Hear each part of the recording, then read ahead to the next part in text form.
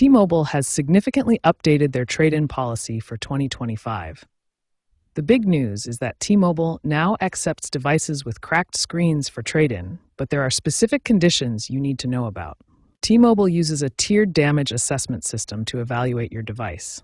This system categorizes screen damage into three main levels: good condition, fair condition, and poor condition. Let's look at what types of screen damage T-Mobile considers acceptable.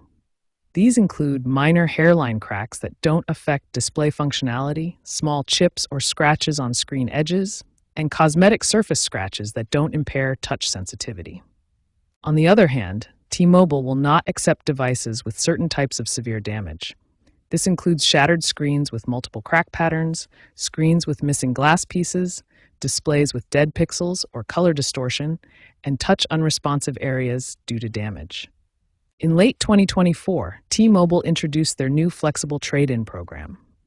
This program expanded their acceptance criteria for damaged devices, making it easier for customers to trade in phones with minor damage. This change was driven by increased competition from other carriers like Verizon and AT&T. This policy change reflects a broader industry trend. Carriers are adapting their trade-in policies to capture more market share by accepting devices with damage that was previously rejected. The average acceptance rate for cracked screen devices has increased significantly across all major carriers. T-Mobile uses a comprehensive three-tier assessment system to evaluate your device's condition and determine its trade-in value. The system categorizes devices into good condition for full value, fair condition for 60 to 80% value, including acceptable screen cracks, and poor condition for 20 to 40% value or potential rejection. Now let's explore the different ways you can complete your trade-in process with T-Mobile. T-Mobile offers three convenient ways to complete your trade-in.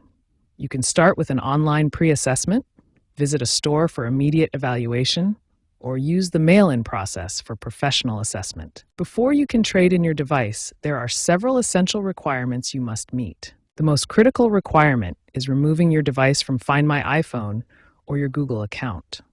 This activation lock must be disabled before trade-in. You'll also need to perform a factory reset to wipe all personal data. This ensures your privacy and prepares the device for its next owner. Here are all the essential requirements you must meet before trading in your device with T-Mobile. Finally, let's explore proven strategies to maximize your trade-in value and get the best deal possible. These 4 strategies can significantly impact your trade-in value. Document any damage with clear photos, test all functionality, compare offers across different carriers, and consider timing since values decrease quarterly. By following T-Mobile's assessment system, meeting all requirements, and applying these value-maximizing strategies, you'll be well prepared to get the best possible trade-in deal for your device.